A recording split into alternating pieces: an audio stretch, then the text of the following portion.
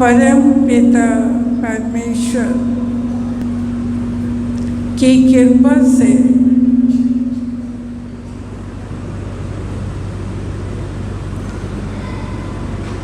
आज का ये भजन कीर्तन कार्यक्रम के आयोजक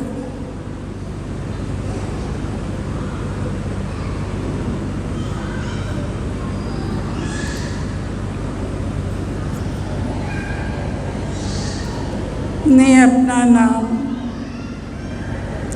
गुप्त रखा है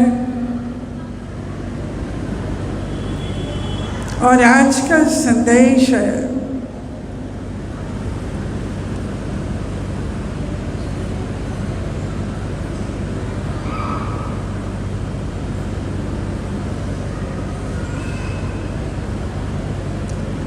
लोग खरी बात कहकर स्वयं को निश्चल एवं स्पष्टवादी होने का दावा करते हैं। जब तक आपके मन में कटुता नहीं होगी,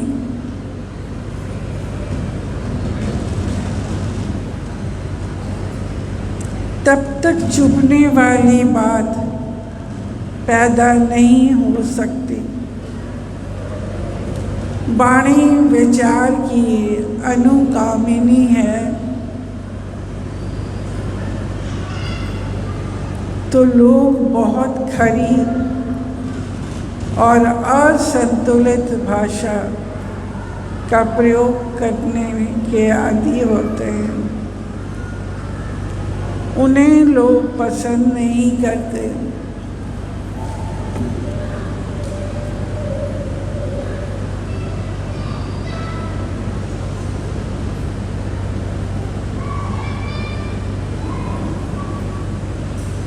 अतः विनम्र और मृदुभाषी बने, प्रिय और लाभकारी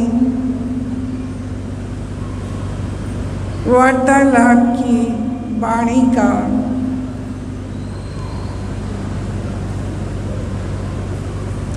तप कहा गया है। एक विनम्र एवं शिष्ट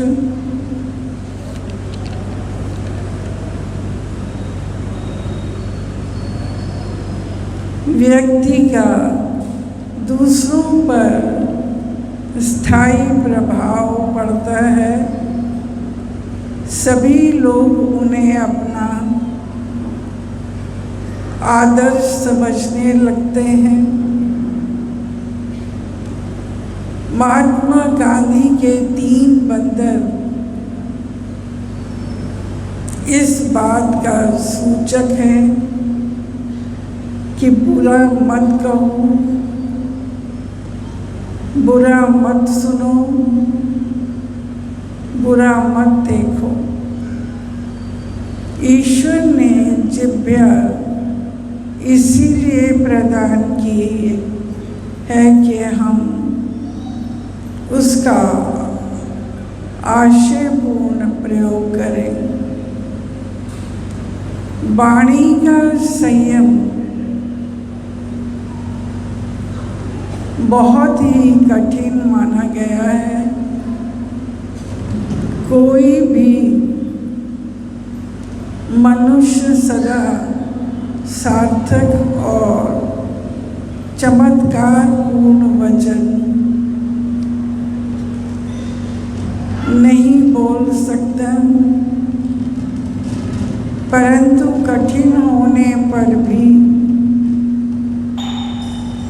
वाणी में संयम का प्रयास होना चाहिए। हमें सदा ऐसे शब्द बोलने का प्रयास करना चाहिए जो किसी को दुख ना पहुंचाए और सत्य सुखकर और कल्याणकारक हो। मधुरता से कही गई बात कई प्रकार से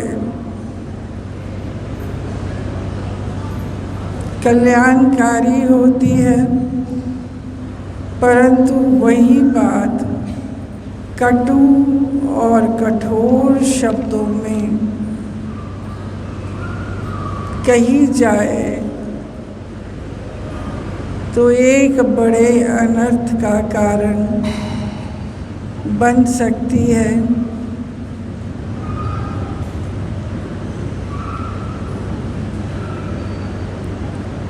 संतों ने यही उपदेश दिए हैं कि जो व्यक्ति दूसरों के प्रति कड़े शब्दों अथवा सदा धूर्ततापूर्ण व्यवहार करता है, पर निंदा करता है, वो ऐसा पाप आचरण करता हुआ शीघ्र ही विपत्ति में फंस जाता है।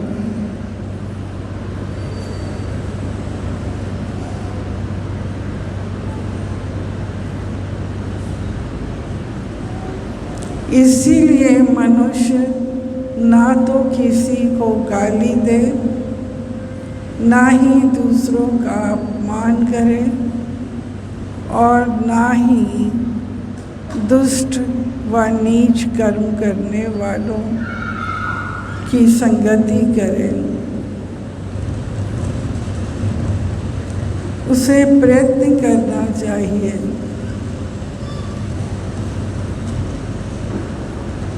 कि रूखी, कठोर व दूसरों को पीड़ा पहुंचाने वाली वाणी को वो त्याग दे।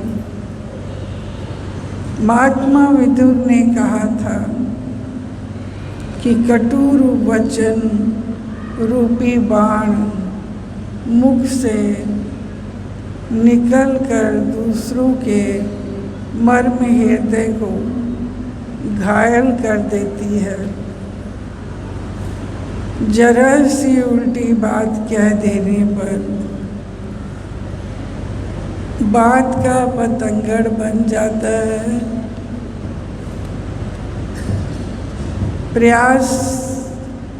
प्रायः देखा गया है कि कड़वे वचन बहुधा झगड़े का कारण बनते हैं।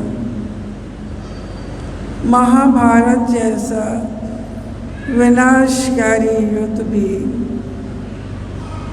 व्यंग्यात्मक टिप्पणी का ही कारण है।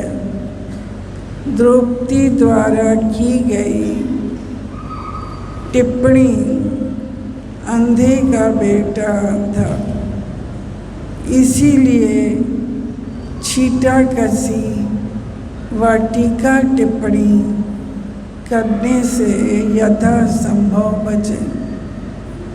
कबीर साहब कहते हैं, जिसे शब्द ज्ञान होता है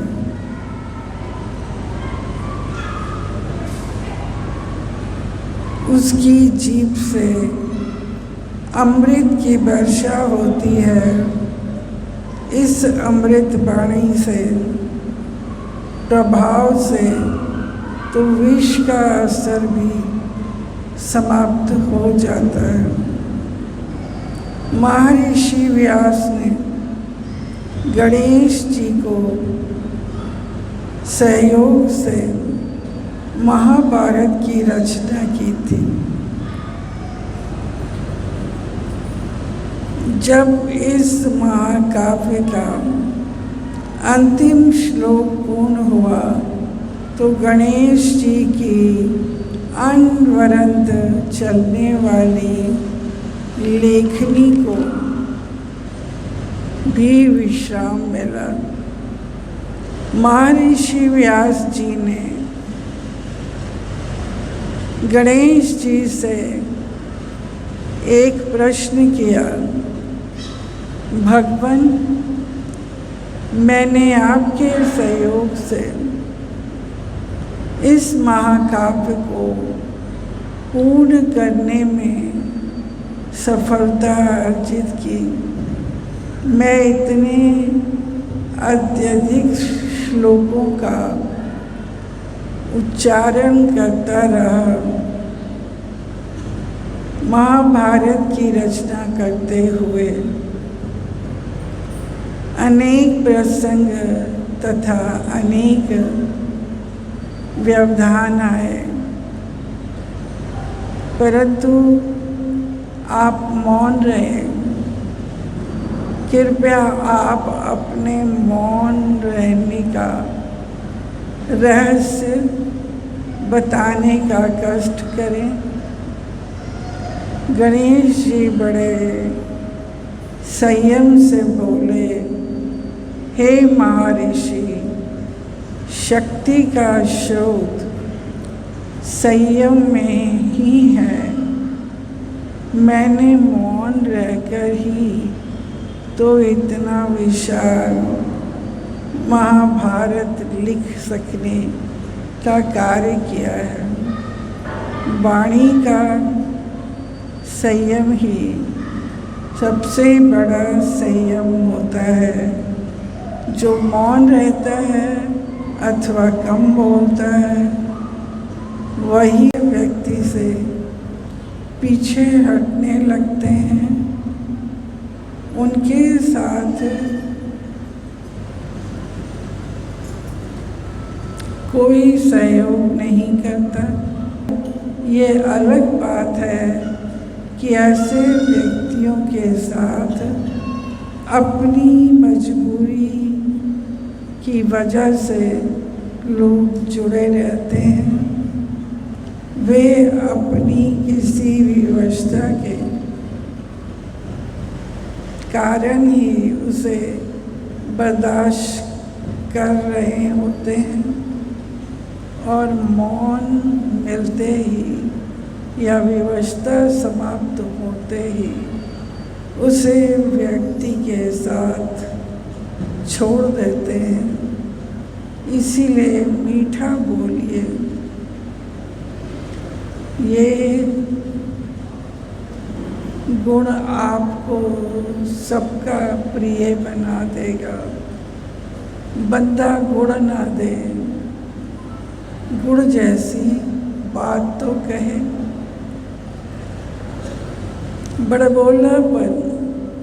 बड़बोलापन मूर्खता की निशानी है। कुछ लोग बड़बोले होते हैं, लंबी लंबी हाँकते हैं और सामने वाले को निरा मूर्ख समझते हैं। जैसे सामने वाला समझ ही नहीं रहा है,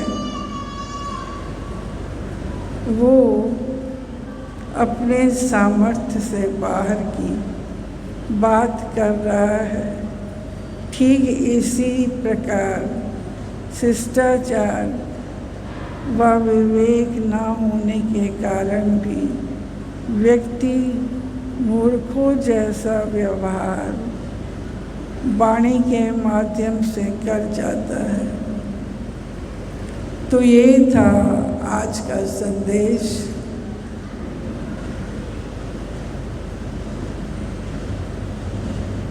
अब माँ आई हुई संगत को जी आयनु कहते हैं।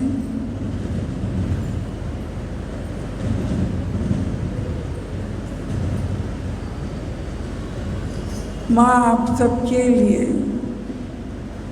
परम पिता परमेश्वर से प्रार्थना करती हैं।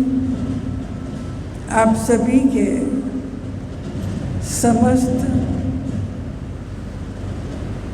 शारीरिक, पारिवारिक, सामाजिक,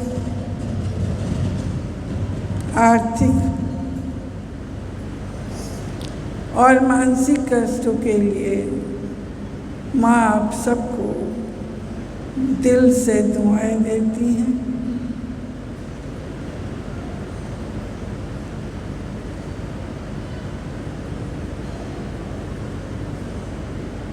अब हम अपनी वाणी को विराम देते हैं। धन्यवाद। नमस्कार।